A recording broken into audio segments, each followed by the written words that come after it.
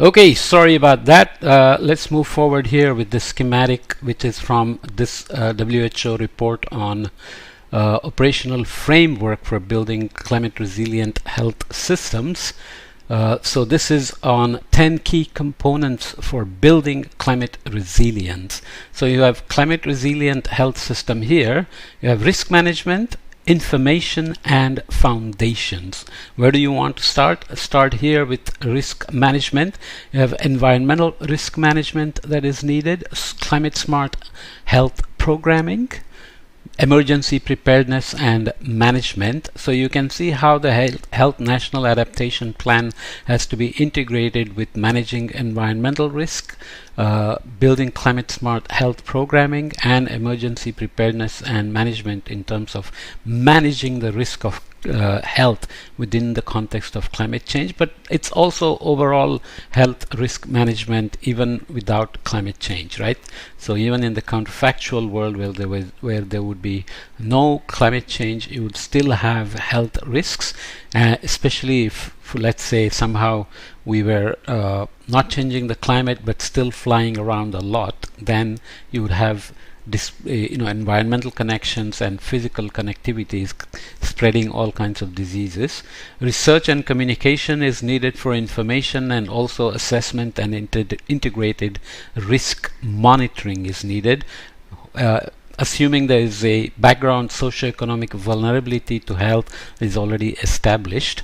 And then in the foundations you have cross-sectoral governance and collaboration, public health services and systems, which would include early warnings and healthcare, etc., and capacity building, which includes extension workers and also providing healthcare facilities, access, quality, quantity, and so on. Moving forward on implementation strategies for health national adaptation plan, let's say. Step 7, develop an implementation strategy for operationalizing HNAPs and integrating climate change adaptation into health-related planning processes at all levels, including enhancing the capacity for conducting future HNAPs. The HNAP offers the opportunity to ensure that health risks of climate change are considered in health planning from national to local scale. Just like adaptation, health adaptation obviously is a very local and regional issue. So global mean quantities in that sense don't make much sense. So health adaptation, HNAP, cannot happen without having local risk, vulnerability, climate change impact information. Step 8, promote coordination and synergy with the National Adaptation Plan process, particularly with sectors that can affect health and with multilateral environmental agreements. So you have food, water, energy nexus, but transportation also affects health, and health of course affects productivity, economy, and so on and so forth. This step includes coordinating adaptation plans of health determining sectors within the overall NAP process and linking the HNAP with regional and national health planning processes and multilateral environmental agreements. So obviously, these environmental agreements have to account for which way the pollution is flowing, which way the water is flowing and water quality is being affected, which way the exports and imports are happening, and so on and so forth. Okay. Finally, reporting, monitoring and review. This is here step 9, monitor and review the HNAP to assess progress, effectiveness, and gaps. Remember when we talked about adaptation itself, we said it has to be adaptive and responsive, etc. But we also said that some of the hard adaptations like building a seawall, etc. cannot be changed over and over again. So there are many adaptation actions that will be able to respond to evolving risks and so on. It's the same here in terms of the health NAP.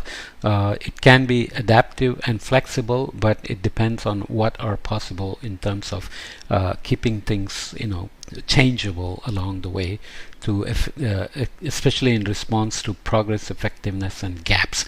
The HNAP aims to strengthen national health information systems and to align the global monitoring and reporting systems on health risks of climate variability and change across countries. So with the pandemic like COVID, we learned very quickly that it can spread across the world very quickly because of environmental connectivities and physical connectivities, as we said.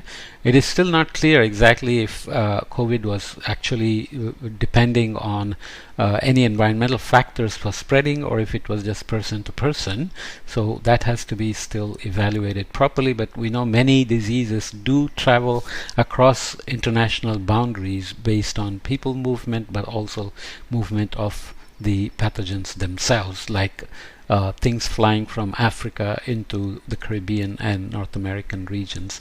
Design of a national monitoring and evaluation systems for health adaptation to climate variability and change should be based on the HNAP and related programs, taking into account the outcomes and impacts of interventions considered to determine what should be monitored and how. This is very critical in terms of surveillance systems.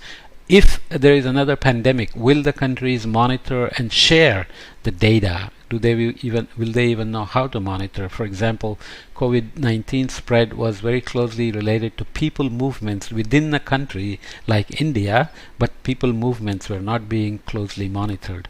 This implies that a set of climate-related diseases and program-specific indicators will be designed.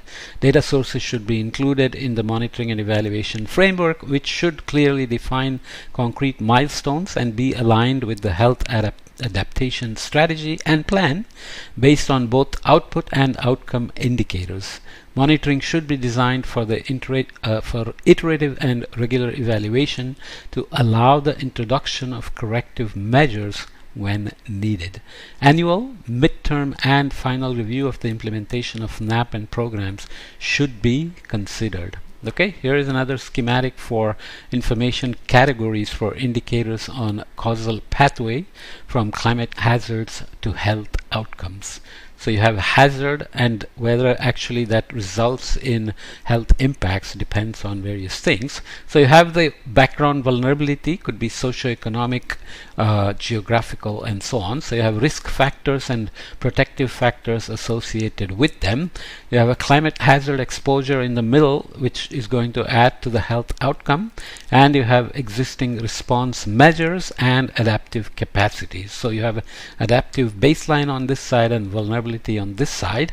And if you remember the IPCC AR6 definition of risk, you have hazard, which is what we are talking about in terms of climate hazard exposure. You have vulnerability, you have exposure, and you have response. So the response will also be involved in determining what the health outcome will be. Okay, moving to the next step, update the health component of the National Adaptation Plan in an iterative manner. Managing the health risks of climate change will require regular revision of the HNAP to take into account experience gained with implementing adaptation options, new knowledge and understanding of climate variability and change, and its health risks and changes in institutional structures, available technologies, demographics, etc. That doesn't belong here. The team conducting the HNAP should recommend the time frame for considering updating the process and outputs. One possible opportunity is when NAP is being revised, HNAP is also revised. The HNAP should be flexible, conducting updates whenever major changes occur that could alter the previous conclusions and approaches to adaptation, such as a breakthrough technology in disease control or new climate change projections that suggest changes in vulnerability. So if there is a vaccine for COVID came along and changed restrictions on people's movements and economic activities, if a malaria vaccine comes along and so on, you have feedbacks to people movements, economic activities, interactions, and overall economic development and adaptation, right? So some flexibility is needed, but again, it depends on how many things are able to be built in a flexible manner and how many things become hardwired. Outreach on the HNAP process, including reporting on progress and effectiveness. This is step 11. To effectively integrate the health adaptation process within the overall NAP process, it is critical to periodically communicate and report to different stakeholders on the progress made on implementing the HNAP and related programs.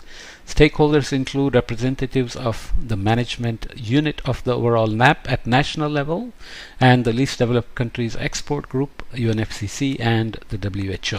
Okay, I won't read all of this, but here, finally, reporting to the relevant health processes and programs is key to ensure successful mainstreaming of health adaptation to climate change. Remember, mainstreaming we talked about in the adaptation itself as well, in terms of fiscal policies, integrating into the budget process, public finance management, enabling people and firms to adapt, and so on and so forth. Same steps apply here as well. Reporting to WHO will facilitate global monitoring, reporting, and outreach based on the indicators selected at the national level. So I will leave this podcast here because I have another meeting coming up, but we'll come back and probably wrap it up in one podcast, maybe two. Okay, so this is still the WHO report on building climate resilient health systems. Okay, health adaptation. All right.